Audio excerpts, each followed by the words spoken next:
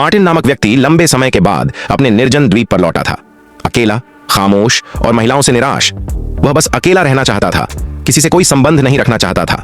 लेकिन इस दिन सब कुछ बदल गया। जैसे ही उसने द्वीप पर कदम रखा, उसकी नजर सुनहरे बालों वाली एक खूबसूरत लड़की पर पड़ी, जो ऐसा लग रहा था जैसे आसमान से उतरी हो। मार्टिन हैरान रह गया।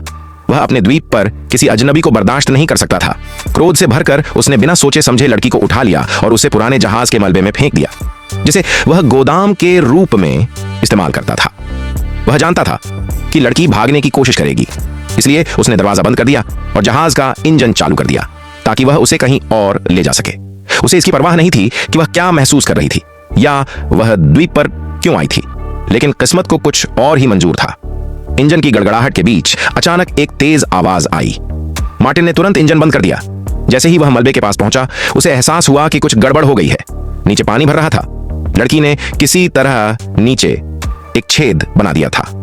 मार्टिन ने पानी रोकने के लिए अपना पूरा प्रयास किया, लेकिन सब व्यर्थ गया। पानी ने पूरे जहाज को निगल लिया। बिजली की लाइनें टूट गईं। वह लड़की को बचाने के लिए दौड़ा, लेकिन जब वह वापस आया तो लड़की, जिसका नाम नेल्ली था, पहले से ही एक छोटी नाव में भागने की कोशिश कर रही थी। मार्टिन क्रोध से पागल हो गया। वह समुद्र में कूद पड़ा, उसे पकड़ लिया और वापस ले आया। उसका अहंकार आहत हुआ। नेली को सबक सिखाना जरूरी था, लेकिन नेली एक सामान्य लड़की की तरह शांत नहीं बैठी। वह बार बार द्वीप पर अराजकता फैलाती थी। कभी मार्टिन का सामान चुरा लेती थी, कभी जंगल में छिप जाती थी, कभी उसके विला में घुसकर चीजों को बर्बाद कर देती थी। मार्टिन को समझ नहीं आया कि यह लड़की क्या चाहती थी। एक दिन जब मार्टिन ने स्वादिष्ट समुद्री भोजन तैयार किया तो नेली की शरारत के कारण वह खराब हो गया। नेली अपनी मछली लेकर भाग गई और मार्टिन केवल क्रोध से दहाड़ता रह गया। लेकिन नीली सिर्फ शरारती नहीं थी, वह भी कुछ और ही थी। स्मार्ट, बोल्ड और शायद अकेली, बिल्कुल मार्टिन की तरह। आखिरी रात को नेली ने मार्टिन को विला में कैद करने की कोशिश की और खुद भी कमरे में घुस गई।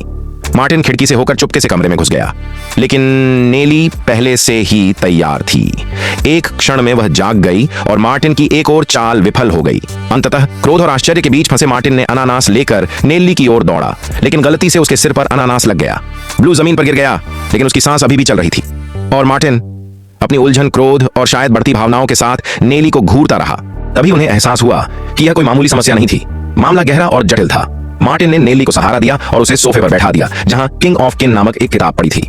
उसी क्षण उसे समझ आ गया कि कुछ गड़बड़ है। वह पानी लेने के लिए रसोई घर की ओर चला गया। मार्टिन अभी गया ही था कि नेली की आंखें खुल गईं। द्वीप के एकांत में इस अजनबी की देखभाल महसूस करना एक अजीब सा सुकून देता था, लेकिन इससे पहले कि वह कुछ समझ पाता, उसने फिर से चक्कर आने का नाटक किया। मार्टिन और नेली एक दूसरे के लिए पूर्णतः अजनबी थे, लेकिन दूरी जल्द ही निकटता में बदल गई। कुछ ही दिनों में उनके दिल एक दूसरे से जुड़ गए। वे रात में समुद्र तट पर एक साथ बैठते और चांदनी रात में धीमी आवाज में बातें करते। लेकिन एक दिन मार्टिन ने नेली को वापस भेजने का फैसला किया। नेली को लगा जैसे मार्टिन ने उसकी भावनाओं के साथ खेला है। हताश होकर वह भागकर द्वीप पर स्थित पुरानी जीर्ण शीर्ण झोपड़ी में चली गई, जो विला से काफी दूर थी। इस बीच मार्टिन एक छोटी लकड़ी की नाव बना रहा था। वह इसकी क्षमता का परीक्षण करने के लिए इसे पानी में धकेलता है।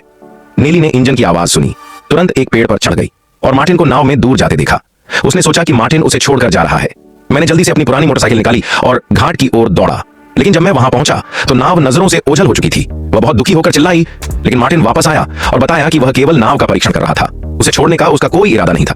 वह लॉन्ग घटना जो द्वीप के पास घटित हुई ने दोनों को एक बार फिर करीब ला दिया। मार्टिन ने नेली को रात्रि भोजन पर आमंत्रित किया और वह तुरंत सहमत हो गई। वह खुशी खुशी तैयार होकर चली गई और मार्टिन ने बड़ी मेहनत से चिकन तैयार किया। अपनी पुरानी अच्छी नस्ल की मुर्गी की बलि दे दी। सब कुछ सही था। मोमबत्ती की रोशनी, सुंदर सूट और दिल की धड़कनें, लेकिन नीला वाला नहीं आया। चिंतित होकर मार्टिन कमरे में गया और नेली को बिस्तर पर लेटा हुआ पाया। वह भूल गई थी कि निमंत्रण कब भेजा जाना था। क्रोध और हताशा के कारण झगड़ा हुआ। मार्टिन ने नेली को चलने के लिए मजबूर किया, लेकिन नेली ने मना कर दिया। जब मार्टिन ने उसके साथ जबरदस्ती की तो नेली ने हिंसक प्रतिक्रिया व्यक्त की। उसने मार्टिन पर हमला कर दिया और खुद बाहर भाग गई। मार्टिन के पीछे एक रहस्यमय चेहरा खिड़की से झांक रहा था। वह आदमी भाग गया और मार्टिन ने उसका पीछा किया, लेकिन वास्तव में उन पर घात लगाकर हमला किया गया था। कुछ लोगों ने मार्टिन पर हमला किया और उसे गिरफ्तार कर लिया। बाद में पता चला कि वे लोग नेली के असली पति और उसके साथी थे। उन्होंने नेली को जबरदस्ती वापस ले लिया। जब मार्टिन वापस लौटा तो विला जलकर खाक हो चुका था। नेली को नर्सिंग होम में स्थानांतरित कर दिया गया। उसकी शारीरिक और मानसिक स्थिति कमजोर थी। मार्टिन का दिल बेचैन होने लगा। कई महीने बीत गए। अंततः उन्होंने हिम्मत जुटाई और नेली के पति से उसका पता पूछा तो पता चला कि नेली 4 महीने पहले ही वहां से चली गई थी। मार्टिन कार चलाकर उस स्थान पर पहुंचा जहां वे पहली बार मिले थे। उसने नेली को घंटों दिनों तक खोजा, लेकिन वह कहीं नहीं दिखी। अंततः मेज पर बैठे एक व्यक्ति ने मार्टिन को पहचान लिया। उसने एक पत्र निकाला जो नेली पीछे छोड़ गई थी। पत्र में नेली ने अपना नया पता लिखा था, एक छोटे दूर दराज के शहर में। मार्टिन ने कुछ 100 किलोमीटर की यात्रा की।